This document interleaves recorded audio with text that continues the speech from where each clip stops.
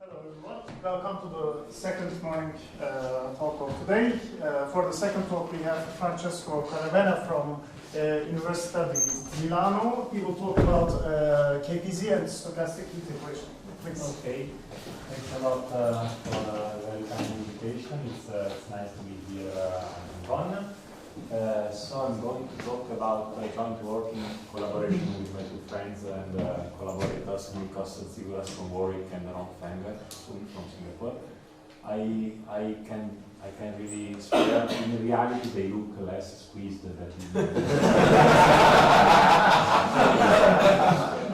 Okay, so I'm going to talk about two stochastic PDEs that you already saw in the previous talk, so the KPZ equation and the stochastic heat equation with multiplicative noise, and I will focus essentially on the two-dimensional case. Okay, these equations have the two features of being both very interesting and very not understood, so which is apparently a contradiction.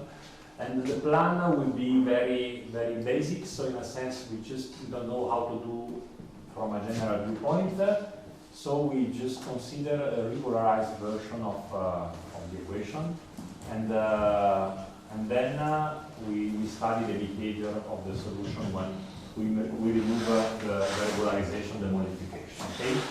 Just as a disclaimer, I am definitely not a stochastic analyst, and neither my collaborators are, so we somehow got interested in these equations and we came to the problem coming from a statistical mechanics viewpoint. So I will try to mention, if there is time at the very end, what Cheng already alluded to. So there is a strong connection with directed polymers, and this is how we got interested in this stuff. Okay, so okay, let's start. All the equations that we consider will be driven by space-time white noise. Okay, so there is really no need that I introduce it in detail, but just to fix the setting, space-time white noise is a generalized random field on R1 plus D, so it's a random distribution. You can formally define this centered Gaussian field which is delta correlated both in space and in time. So more precisely, whenever we integrate white noise on a test function, we get a Gaussian random variable with L2 norm of the test function as a variance. From my viewpoint, one of the reasons why I like this kind of noise and I find it very natural is that you can obtain the space-time white noise as a scaling limit of IID, this random variable. So instead of having continuous time, you can discretize, continuous space-time, you can discretize space-time, and at each point in space-time on the lattice, you put an independent, identically distributed random variable, say Gaussian if you wish, but it's not important. And then if you take this discrete field, you take a scaling limit diffusingly, you just get space-time white noise. And this is somehow the bridge why PDEs with space-time white noise are natural limits of discrete models somehow. You will see at the very end. Okay? So KPZ equation, it has already been introduced, so it's this equation which is a heat equation, so you have the parabolic part, you have the square of the gradient, and then you have the noise term. But with respect to the previous talk, for me, there is beta not square root of beta, so there is a square of difference, just be careful. And this has been introduced in the 80s by Kardar-ParisiZhang as a model for random interface growth. So H is supposed to describe the height of an interface at time t at position space x. So it's a d plus one dimensional interface. And so psi is a space-time white noise. So this is supposed to model the evolution where there is a Laplacian terms which describes a smoothing effect. There is a noise term which is a random growth, and then there is this nonlinearity which is describing a normal growth. Somehow it's like the projection of a gradient in a vertical direction.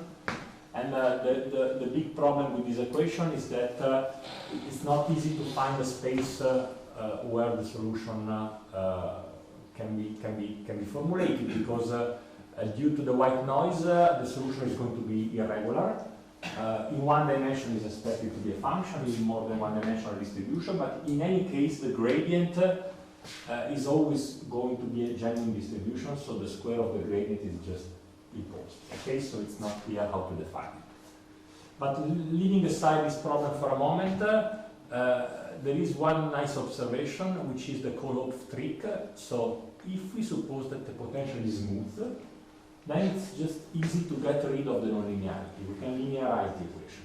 We can just define u as the exponential of h, and just a computation in the smooth case shows that u satisfies the heat equation plus a noise term where now it is multiplicative, so you see the solution is now multiplied with noise, while before it was just the noise additive, now it's multiplicative, but there is no longer nonlinearity. So that's nice because this equation is linear in U, okay? So you just have to linearize the equation.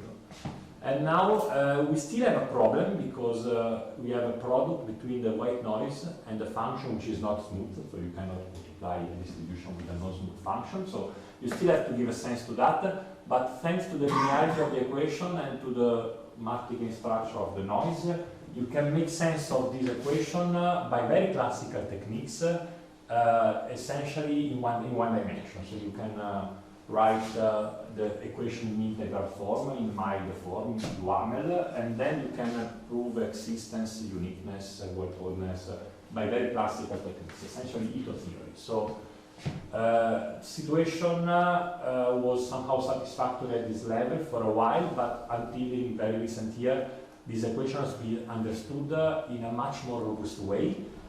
So there are now different approaches that allow to give a pathwise meaning to the equation, so regularity structures or paracontrolled distribution, and even the energy solution and the renormalization approach.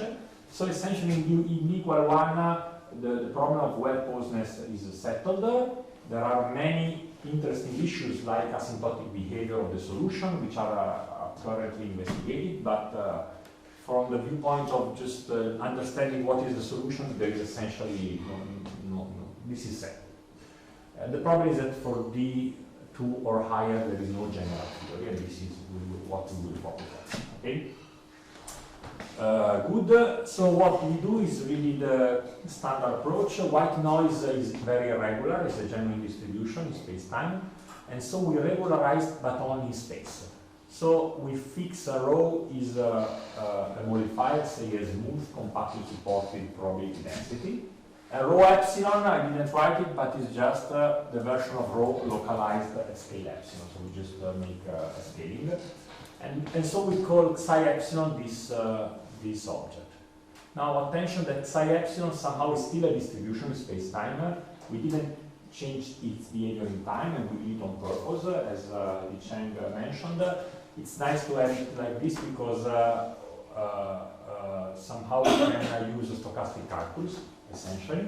But now it's regular in space, in a sense, so you can really interpret now the solution is the equation is well posed in any dimension by using Ito theory of integration. So there is an integral formulation of the equation, and using really Ito integration in more than one dimension, but very classical theory, Walsh. This is well defined as long as epsilon is positive, of course. And now the question is very simple, is what is the behavior of these solutions, KPZ and SHE, stochastic heat equation, when you let epsilon go to 0? Do they converge? Because if they converge and then the limit is unique, then you can argue that it's a reasonable notion of solution. And this is, say, the starting point. Now it turns out that you need to normalize the disorder strength. You need to. Let's say, it's natural to normalize, and you can prove something under this normalization. I'm not claiming that there are no other possible choices, but still. So in one dimension, you can really take a fixed disorder strength. So beta, remember, beta is the constant which multiplies the noise in both equations. Okay, in one dimension, you can take a fixed disorder strength, but from two dimensions, you have to tune the disorder strength to 0 as you remove the modification. It turns out that in two dimensions, the natural way to do is logarithmic, while in three and higher dimensions is polynomial, you see? Epsilon to some power. And with respect to the Chang talk, I call beta hat my macroscopic parameter. So I have to choose the right scale where I see interesting thing. This is encoded by the scaling of epsilon. But on top on that scale, I have a 3 parameter to play with. Okay, so that's my setting. And now let's write the equation. So now, for now, it's really precise and rigorous. I fix epsilon positive. And I introduce now, I reverse the order. I start from the stochastic heat equation, which is simpler.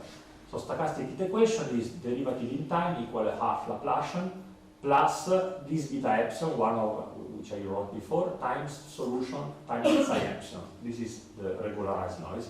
For simplicity, I start with a flat initial condition equal to 1, the first non-trivial case. If you take 0, you just get 0. That's not interesting. Okay. There is a very simple observation which shows that this is a nice natural scaling, is that first the solution is non-negative. This is a non-trivial result, was first proved by Müller in the 80s. So you know, if you start with a positive solution, the heat equation preserves positivity. But even if you add an irregular term, which is right now, this is still true. Almost surely the solution is actually strictly positive for all time. Strictly positive. Also, by just marking a computation, the expected value is constant, is just equal to 1. So you see, you have just for free a tightness result, fixed T and X. As epsilon goes to 0, you have a family of positive random variables with constant expectation. So they admit subsequential limited distribution because they are just tight. So this is a regime where you can observe a limit. So it's natural to scale this way, for instance, by just very elementary. Okay, now we want to look at KPZ. Let's do the trick we did before, because now the solution is smooth, it's a function value, so we are allowed to, smooth in space, it's function value in any case, so we are allowed to take the logarithm. This is well defined because U is strictly positive, sorry, I should have written. So what is the solution solved by H? Now, the solution is actually not smooth, okay, it's just function value, but you can use Ito's formula, and you discover that if U solves the stochastic heat equation, the log of U solves the KPZ equation I wrote before with an important difference. There is an extra constant popping out. This is a constant for fixed epsilon, but as epsilon goes to 0, it's a diverging constant. So this is essentially the quadratic variation arising in Ito's formula. So let me stress that this slide is really not only rigorous, but also very classical if you know Ito integration in more than one dimension. So it's really 1980s results, conceptually at least. And so you see, there is a first observation is that this argument shows that there is hope to have a solution U which converges as epsilon goes to 0. Now its logarithm will then likely converge, but you see, in order to have a convergent H, you have to renormalize the equation. You have to subtract a constant which as epsilon goes to 0 diverges. Yeah. So you just mentioned that you have tightness for free. So if you don't tune the beta epsilon in the right way, it's known that you get it's in one direction possibly yes, because perhaps let's say we will see that in this scaling actually the solution can go to 0. So I mean you have tightness but you have trivial limits, so perhaps it's still not the right scaling. I guess in one direction I never investigated this because of course if the mean diverges, no sorry, the mean is constant, but yeah, it's I don't know. It's, let's say this works and it's natural because we want to have convergence, so you just basically probably just fix the mean and then you are done. Okay, good. And now I can state the main results in a nutshell, and then we will go through them very in detail. So I will focus on space dimension 2. So this is the way we scale the disorder strength. First main result is a phase transition. So both U and H undergo a phase transition on this scale with an explicit critical value, which is square root of 2 pi. What I mean by phase transition, I will state in a moment, is that essentially they converge to a limit random variable as epsilon goes to 0, but the behavior changes dramatically at that value. Okay. So this is the first result. Then the second result is that in the subcritical regime, so when we fix these parameters strictly less than square root of 2 pi, we have essentially a complete understanding of the solution. So we have a law of large numbers and we have the corresponding CLT fluctuations. So this is the second results we can say. And then the third result is that all these results are really suggesting that the very interesting stuff is going to take place around this value. So the last main result is the critical regime. Unfortunately, here we are only able to treat the stochastic heat equation. We cannot say anything on KPZ, so only for the stochastic heat equation. And what we can do are moment estimates. Now this result has been overcome by the more recent, more powerful result by Cheng, but I will come back to that and say something. Okay, so here we have moment estimate that have the consequence of saying that there is indeed an interesting limit. Okay, I will come back to that. Okay, so this is the plan. Okay, these are the 3 papers I wrote with Nikos and Rongfeng where these results are taken. But let me stress that there has been a huge interest in these topics from many people from very different backgrounds.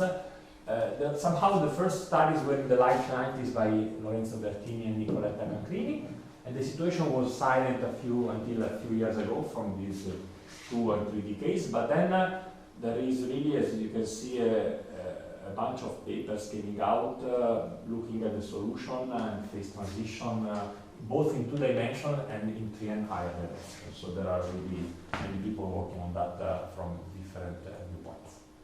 Okay, so let's go to the first result.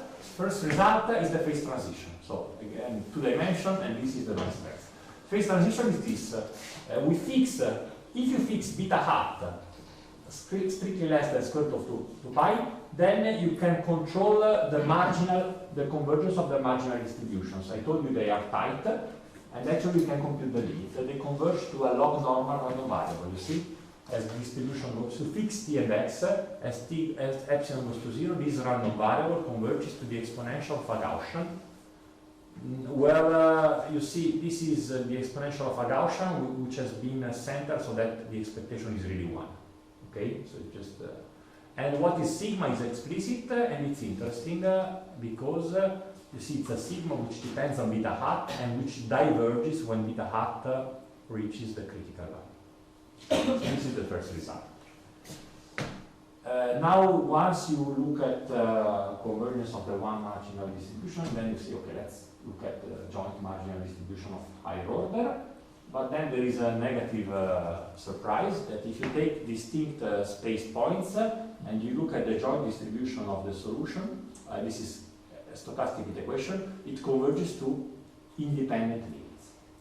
So you still, this holds for any t and x, so in a sense you have a random variable which depends on x, but if you take distinct x, you have totally independent random variable. Any x different than x prime. So you fix any number of points which are distinct and you converge to an independent random variable which are log normal. That's a bit weird. I will come back to this in a minute, but let's say this is a signature of subcriticality. I will come back to that. And now what happens at critical value or above critical value? Well, it happens that the solution goes to 0. So as I mentioned, you have tightness for free, but now this is an interesting result because I stressed that the solution has expectation 1 for any epsilon. So you converge to 0, so there is a loss of uniform integrability, if you wish. Okay, so you have a positive sequence of random variables, which are expectation 1, but they nevertheless converge to 0. Okay, let me just point out, this is interesting, very elementary. Look at these random variables. This is log normal. When if you send sigma to infinity, you have exactly the same phenomenon. Somehow the diagram commutes. Okay, so this converges to 0. So you have the exponential of normal, but when the variance of the normal is high, even though the expectation is 1, it converges to 0. You can easily see by law of large numbers, or actually by just a trivial computation. Okay. And the limit that is independent type. Sorry? The limit doesn't depend on time. I mean, On time? No, it doesn't depend on time. That's it. That's the variance that does not depend on x and neither on time. This is really subcritical regime. To insist on time dependence, you really have to put yourself in the critical regime. Okay, so this is the result for stochastic heat equation. But since the KPZ solution is the log of u, this transfer is immediately. Okay, Newton? Could you, in principle, you know, this u depends on beta, no? Could you in principle put a beta there and... beta is here. Yeah, but could be beta appear in the limit? Yeah, we have the joint limit for all beta as a process in beta. Yeah. Yeah, we have the joint. I didn't write it. You have. It's not like this. This is not joint in beta, but there is a stochastic integral in z. Depending on beta, you have the joint convergence for all beta. For less than that, yes, as a process. Yeah. Okay, so since KPZ is log of stochastic heat equation, you just take the log. These are results for marginal, so they pass to the limit immediately. So H converges to a Gaussian limit with negative mean, and with mean that goes to minus infinity when beta hat approaches the critical point. They are still asymptotically independent, and so when you put yourself at or above criticality, the KPZ solution goes to minus infinity in probability or in distribution. Okay, so this is the Manchester-Einstein result, and as a corollary which clarifies somehow things, so we still now we put ourselves in the subcritical regime. Now remember, we have the stochastic heat equation as expectation 1, while KPZ has expectation minus half sigma squared. These are constants, okay? But now I also told you that when you vary x, you get independent stuff. So you basically, it's like you should think of it for when epsilon is small. So this is R2, this is R. Okay. Thank you. If I draw a picture of u epsilon e x as a function of x, I have mean 1. I have something like that. What I mean is that I have expectation 1, I have fluctuation of order 1, but things they decorrelate very fast. Now it's quite, and as epsilon goes to 0, this becomes more and more wiggly. And now it's quite natural to see that there is a law of large numbers. So what you can do is that if you average the solution in space, instead of looking at a fixed x, you just average against the test function. Or if you wish, if you look at the solution as a distribution of R2 rather than a function, then U actually converges to a dull limit, just a constant one, and H converges to its mean. So it's like really having, I'm just saying that if you fix X, the solution has fluctuations which are log normal. However, if you average over a macroscopic interval, the integral of that just converges to 1 by changing essentially. Okay, so what you can prove is really you take the solution, for instance, for KPZ, you average, and then you get just a constant times the integral of phi. Okay, so good. But now, whenever you have a law of large numbers, you want to look at the fluctuations, understand better. So what we do is we start from the stochastic heat equation, you take your solution, you subtract its mean, and then you have to divide by something that equals to 0, and it turns out that what you should divide to is really square root of log n. Sorry, 1 over square root of log 1 over epsilon. So, okay. So this is going to 0, and we divide by something going to 0, which is, okay, remember that beta epsilon is beta half over square root log 1 over epsilon. So it's logarithmic. Okay. Now the result is that we can now prove convergence of this to a limit, now a random limit, so a Gaussian limit. So it's really a central limit theorem, fluctuation. So we put ourselves in the subcritical regime, and this renormalized solution converges to a limiting object, which is explicit, and is the solution of the so-called Edwards-Wilkinson equation. This is just, you see, the heat equation plus white noise, but additive white noise. There is no V multiplied by psi. Okay? Okay, this is a fancy, just a fancy, nice way to represent the limit, but let me just say, This is a linear equation with a Gaussian noise, so the solution is a Gaussian process. So I could just have told you, the solution is the Gaussian process with that covariance. I can write down the covariance. I didn't do it because this is shorter. So there is, it's not that we really prove the convergence of the equation toward this equation. Just we take the solution, we prove that converges to adoption with the right variance. Okay, let me stress, however, okay, that's quite interesting, and I'll come to that. There is a constant here, which is explicit, which is always larger than 1, and which diverges as beta hat approaches criticality. Why is it interesting? Because, we know the solution, the equation satisfied by U epsilon, it was a stochastic heat equation, so you can easily write the equation satisfied by capital U. And this is the equation satisfied by capital U. Derivative in time equal half Laplacian, plus additive noise with constant 1, plus an extra term. This is exact. Now look at the extra term. You know that the white noise modified converges to the white noise. U epsilon, I just told you, converges to a limit, and beta goes to 0. So formally, this vanishes. You have the product of a constant which goes to 0 times two terms that converge to have two limiting objects. The problem is that the limiting objects are distributions, so the product is not continuous, and the nice and perhaps surprising first result is that this limiting object converges to an independent white noise that adds up to that and gives that. So you see, in a sense, there is really something going on because we have an equation that formally will just converge to the additive heat equation with gamma equal 1, but actually gamma is strictly larger than 1, and there are resonances somehow. There are products of the solution with the white noise that gives rise to the independent white noise.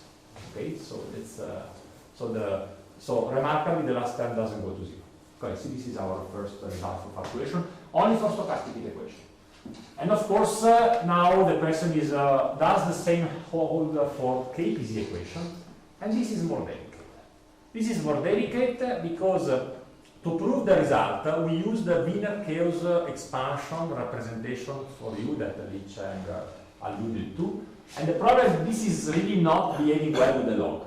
So if U is a sum of stochastic integral, the log of U is not just the sum of other stochastic integral in any obvious way. Okay, so the techniques breaks that. Okay, just we cannot apply. And indeed, this result for SHE we obtained 3 years ago somehow. And now for the KPZ equation, well, now there is a very natural guess. We know that U converges to 1, so let's just linearize the logarithm. You see, H is log of U, you write as log of 1 plus U minus 1, and then you hope that this is U minus 1. And because we proved that U minus 1, when you rescale, it converges to something. But this is wrong, really wrong. Really wrong because U is not close to 1.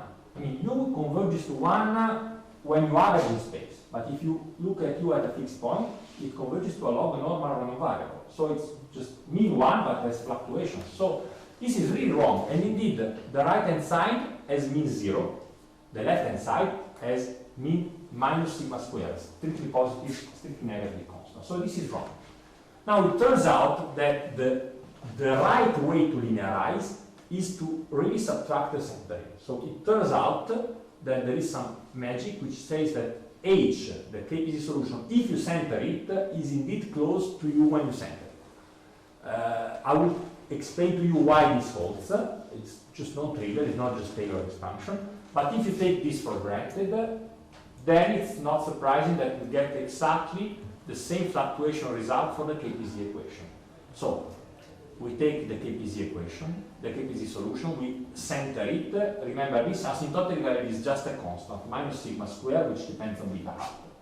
It's a constant which diverges when beta hat goes to criticality, but still it's finite constant for fixed beta hat. You still divide by beta, and it converges to exactly the same limit as before. So the solution of the additive heat equation with the gamma which is larger than 1.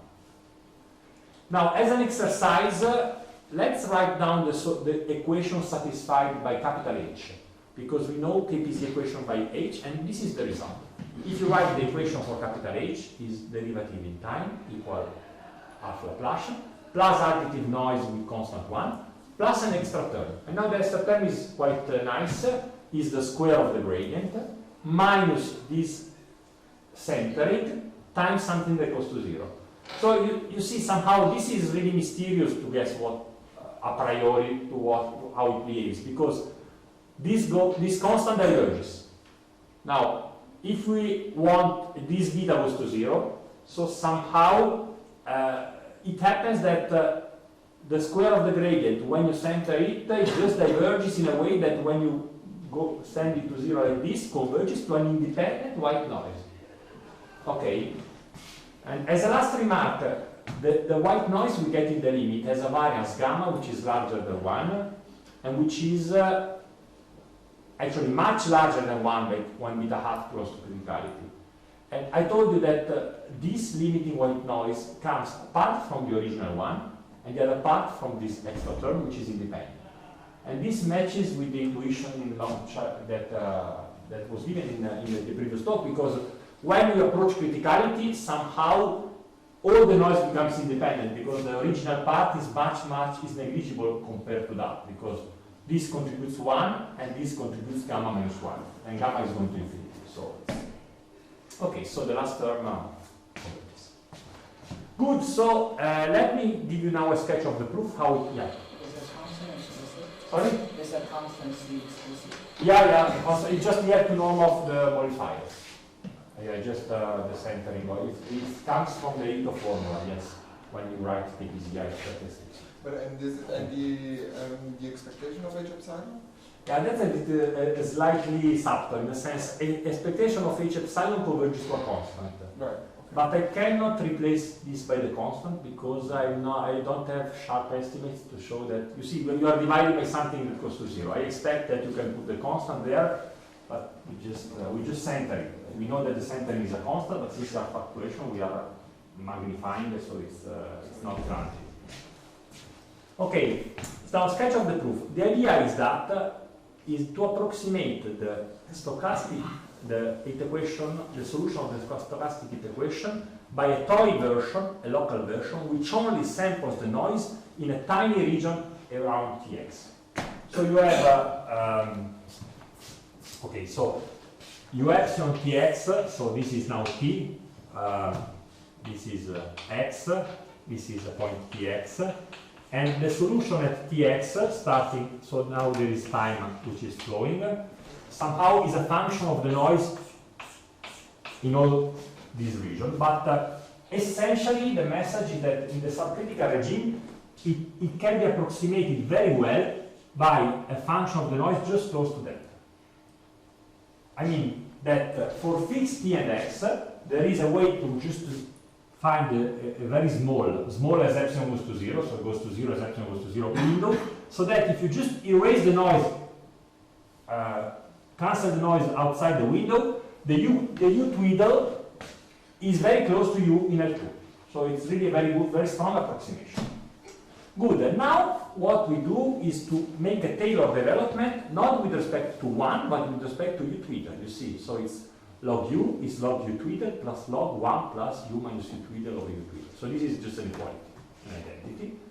And now we can linearize the log, because I told you that U twiddle is really close to U, so this is small. So it's just log U plus the linear part plus a remainder. And now the proof has 3 steps. The first is that the remainder is small, and this is quite easy. Just add to computation because the remainder is quadratic, and then we can just bound it. The second step is now that log U twiddle, that's also quite easy. U twiddle only depends on this order in a very small region. So it's quite clear that when you average out, you have a low large number. So if you take log U twiddle, you center it and you rescale it, you just go to 0. So the message is that when you center H, it's like centering that, and centering that. And when you center this and that, go to 0. So the only remaining term is this, which is non-trivial a priori. And the point is that even though U twiddle is not close to 1, is log normal, when you average in space, you can pretend that it's a constant like 1. And if you replace U twiddle by 1, you just get that. So in a sense, this is how we can correct the Taylor expansion, and this is the crucial step. Now, how do we prove the crucial step? Well, the main ingredients are linear chaos expansion, because it's explicit, and renewal theory arguments, which look a bit strange.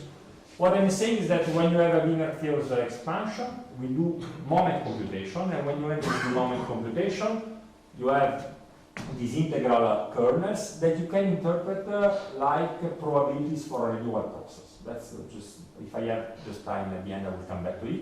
So there is a probabilistic representation of the second moment, which has nothing to do with the original problem, and then you can use your knowledge of random walks and renewal theories to understand better what's going on. That's just the message. This is conceptual, somehow the main tool from a conceptual way. And now, from a technical way, we need to prove Gaussianity, and we use the powerful fourth moment theorems, which tells you that if you are in a fixed chaos and you want to prove that you converge to a Gaussian, you just compute the fourth moment, and if this converges to the fourth moment of the Gaussian, you're done. So it's like a much simpler way of the moment method. Not every moment, just fourth moment. Second and fourth moment, of course. Variance and fourth moment, they have to match. And and moreover, we need moment bounds, like we apply order all the time. And the very subtle fact is that when you approach criticality, you just are barely more than L2. So you can prove that all moments. So if you have beta hat, which is strictly smaller than the critical value, you have slightly more than 2 moments, but slightly more. When you approach critical value, you don't get more than 2 moments. So to do that, we use hypercontractivity and concentration of measure properties, really to bound sharply the moments. So this is the techniques of our approach. Now, a comment that simultaneously to our work, Yugu came out with a proof of the same results with very, well, quite different techniques. Really, Machiavellian calculus on the linear space. However, his proof is limited to small beta, so you cannot reach the critical regime. Essentially, just for possibly technical reason. Really, he applies further with just with higher moments. So, and also before our work, Chatterjee and Dunlap were the first to study the fluctuation for KPZ in the subcritical regime, and they could prove tightness again for small beta. So in a sense, our contribution was to identify the limit and to do the analysis in the entire subcritical regime, so go up to criticality. And okay, as I mentioned, there are many works now in dimension also greater than 3 by different authors. Okay, just this is just a minor fact that the Chatterjee and Dunlap actually put the nonlinearity not in front of the noise. Sorry, the beta, they don't put it here, they put it here. They put it in front of the nonlinearity, but it's just a minor variation because essentially there is a scaling relation. So their equation is like our equation. Their solution is like our solution divided by beta. So there is just nothing mysterious. Okay, good. Finally, very quickly to the... No, well, yeah? No, I have something else. You have time? Yeah, I have time. Sorry. Slow down. I don't know, I just looked at the watch.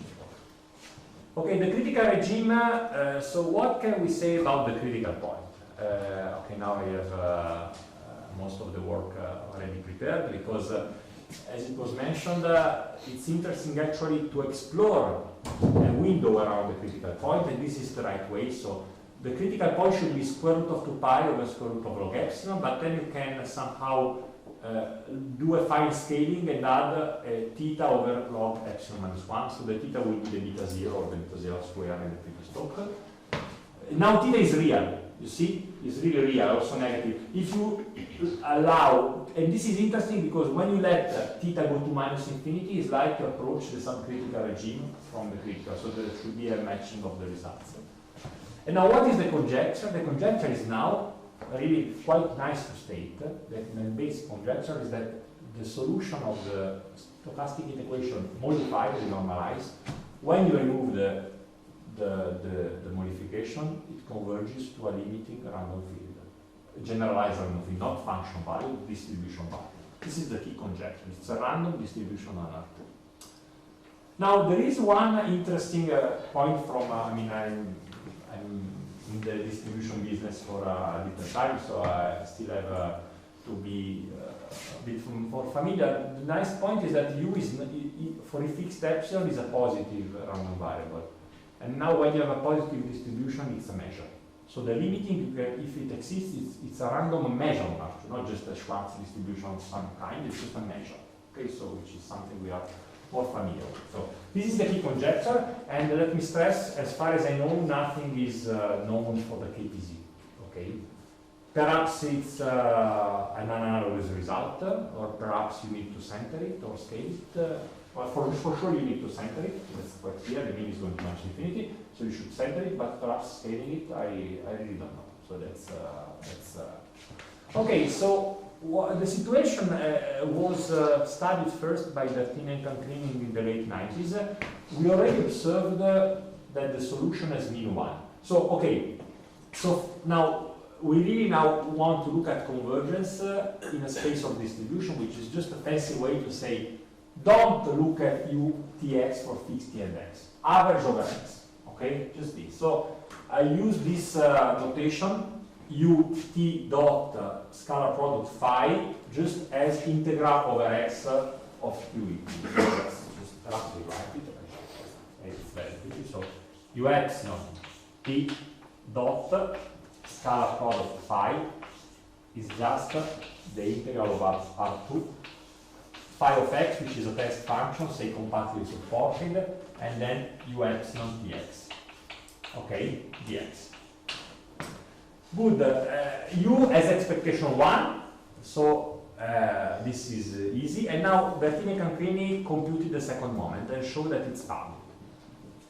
Actually, they really computed the second moment, not only showed boundedness. They proved that the second moment of the solution, when you average it, converges to a limiting expression, which is just an integral kernel tested against phi, and the integral kernel is explicit and diverges logarithmically on the diagonal.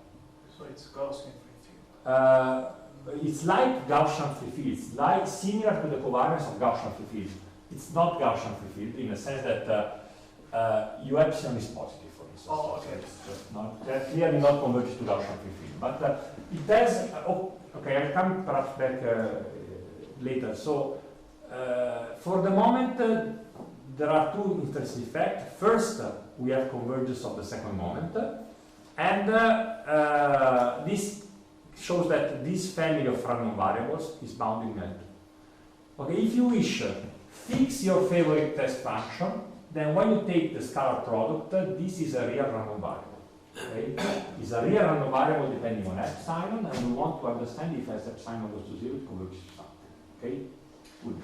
Actually, it's a positive random variable if you fix phi, which is positive, because u is positive. So, really, if you want to abstract from the technical setting and think of a concrete probabilistic problem, we have a family of random variables which are positive, have constant expectation, and bounded second moments. Now, not only they are tight, they are uniformly integrable now. So you have, as a corollary of this result, you have the existence of subsequential limits. So you can really say, by just very soft arguments, that your solution along a subsequence of epsilon does converge to a limiting random measure on R2. Now, what's the main drawback on that? Is that you computed the second moment and you show that it converges to a limit. But this does not guarantee that the limit has this variance. You know, you have Fatou lemma, which has this down inequality, which tells you that, okay, the second moment is bounded, then nothing prevents the solution to have 0 second moment. You know, then the second moment of the limit is less than the limit of the second moment. So you could as well have a trivial limit, u just a constant one. So 0 covariance. This is possible by that. So our contribution has been to rule out this possibility by just doing the next step, proving the third moment. So you can prove that the third moment is bounded. Actually, when you compute explicitly the asymptotic third moment, it's a series of integral in one dimension of convolutions of explicit functions. I'm not writing them, but they are quite explicit. They are Bessel functions, but and it's finite. Okay. Okay. Just a minor remark: that there is no absolute value here. This is really the third moment, not absolute third moment. because we usually use our combinatorial approach. So third moment, we take 3 copies of that, we expand the sum, and we work out the combinatorial part. The nice point is that u is positive. So if I take phi as a positive test function, this is positive. So it's really the absolute third moment. And now, as a corollary, I have really that any subsequential limit, not only is non-trivial, but it has the same covariance computed by Bertini and Cancri.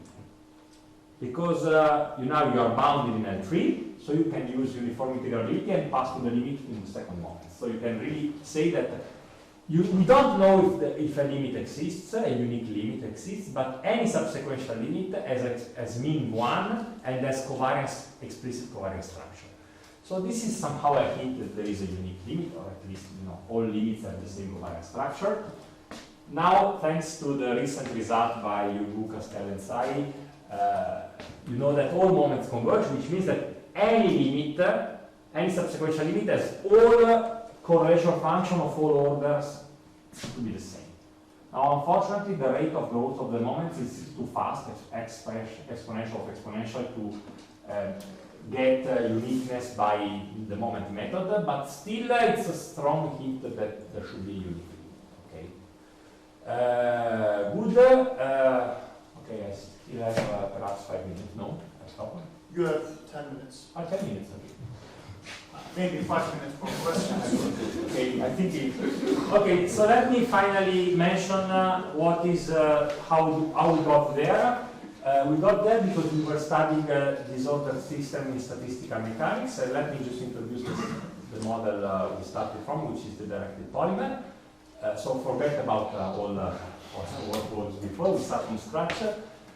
So we need 2 ingredients. First is the simple random walk on ZD. For us, it will be Z2. So, okay, this is simple random walk. So, increments are independent, plus or minus 1, in every direction independently. Okay. And then the second ingredient is a random environment, independent of the walk. It's just disorder. It's a family of IID random variables, omega and x. You have one random variable for every space-time point. And take then 0 mean unit variance and say Gaussian, but it can take any distribution with finite exponential moments. Good. Now we have these two random ingredients, and we do something together. We define an Hamiltonian which couples them. Given a realization of the environment omega and the realization of the random walk, we define the Hamiltonian as just the sum of the environment along the random walk trajectory. You see, you take the sum of the omegas along the path and you multiply by beta. Okay, that's the simplest way to somehow just tackle the two things. And for a reason essentially that I don't want to explain now, we actually subtract a constant. We subtract a divergence that there will be. So it's just beta square over 2 in the Gaussian case, times n. Now, when you have, look, this is a function of 2 independent sources of randomness, the random walk and the environment. What we do now, we use the Hamiltonian to build partition function. What is partition function? Now, this is a family of random variables in the environment. These are function of omega, even if it's not written, indexed by space time points. You see, n is time, z is space. What you do, you just do like this. This is the formula. You take the expectation of, under the random walk, which started at z, of the exponential of the Hamiltonian. So, in words, what you do? You do this. You fix time n, you fix space z, you let the random walk start at z for n time. The random walk will visit a region, collects omega, you take the sum of the omega. Then you have the exponential, okay, here, and then you take the expected value of all random walk paths of the exponential. Okay, we are in a discrete setting, so this expected value is actually sum, okay, just to say that this is really a very elementary object, so there is a number of paths, and then you sum over all nearest neighbor paths, and that's it. So the message is that this is a family of random variable, a function of omegas, which is a complicated function of omega. If it gives me omega, this is a complicated way of mixing the omegas, making sums and products, and so on. Good. It's called directed polymer because if you are familiar with Gibbs measure, somehow this is the normalization factor in a Gibbs measure with this Hamiltonian. It means that you would like to penalize the law of the random walk by the exponential of h. So you modify the probability by the exponential of h. So you are favoring those walks that go to region of omegas which are positive somehow. And you want to understand. The main motivation was to understand the behavior of this random walk in this disordered environment. Okay, but I will not come back to that. My point is that this is very, very close to the stochastic heat equation. Why so? Well, there are at least two ways to see it. The first way is that you can write a discrete difference equation for z. You see, z depends on z. Okay, z is the starting point. Now, if instead of z you start at z plus 1 or z minus 1, there is just an easy first passage argument which shows that z solves a lattice stochastic heat equation. So, if you take z at 2 consecutive times for the 6th point, then this is the same as the gradient Laplacian of the partition function in the space variable, plus an extra term, which is a bit resembling what we saw in the stochastic heat equation. So it's not really z, but it's an average of z here, and it's not really omega, but almost. So I'm just saying that this, if you look at this, you can say, look, this is a discrete version of my stochastic heat equation. Okay? It's a way to regularize it, if you wish, instead of smoothing, of mollifying, you discretize it. Perhaps you're not satisfied, but now there is another way to see the link. It's just use the Feynman-Kac formula that I recall in the next slide. So, as it was mentioned in previous talk, the solution of the stochastic heat equation admits a Feynman-Kac representation, which is really analogous to this formula. Okay, now we will see. So what is the stochastic heat equation? So remember, my modified stochastic heat equation is derivative in time equal half Laplacian plus beta times u times the potential, and u is 1.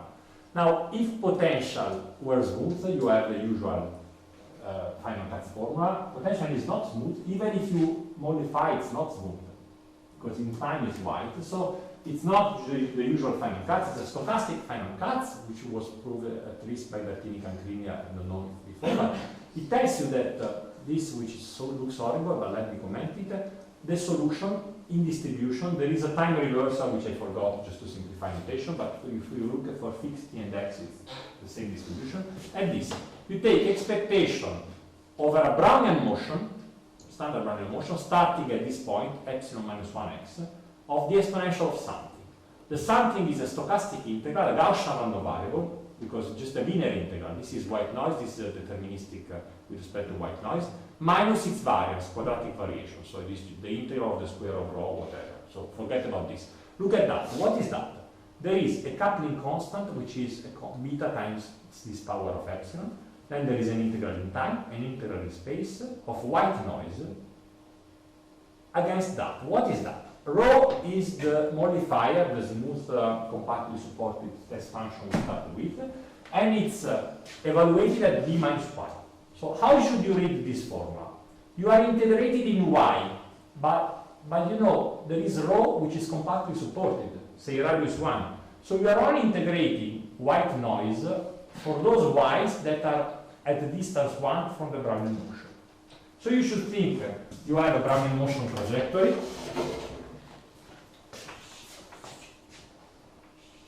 This is the Brownian motion trajectory. You make the Wheeler sausage, so you make the tube of radius 1, okay, around it, and then you integrate white noise here.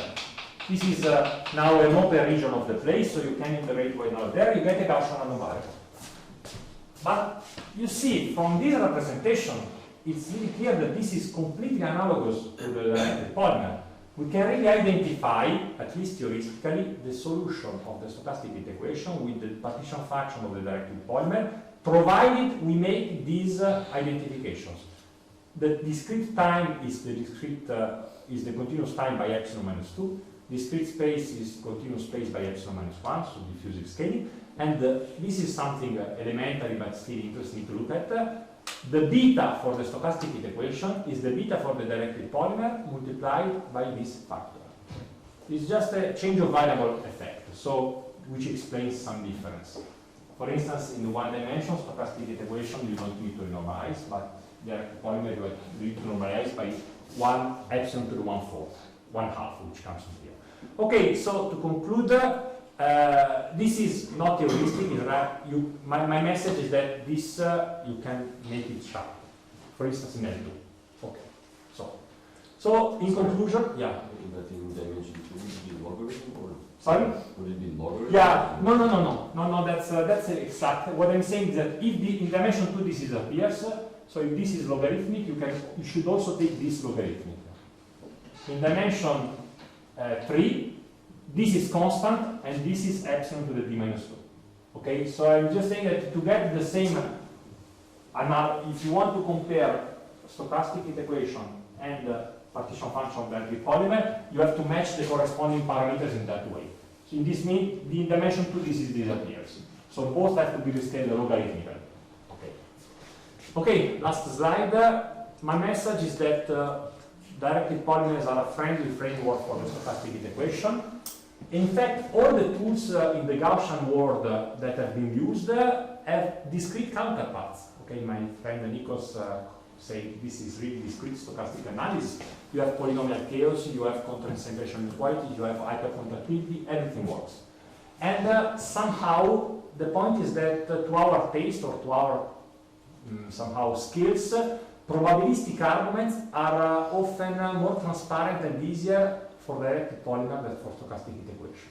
Essentially, we have sums instead of integrals, and you can match exactly things instead of saying that things are close, essentially. And indeed, we really prove everything for the directed polymer, and then we have soft arguments to transfer to the heat equation.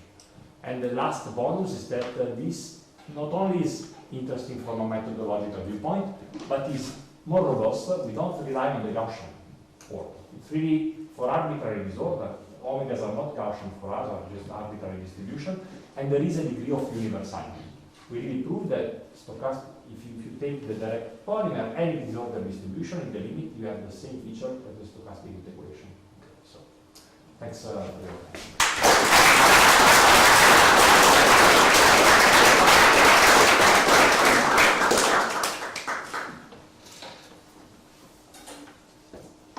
Maybe there's a little bit of time for one question. Then let's thank our speaker again.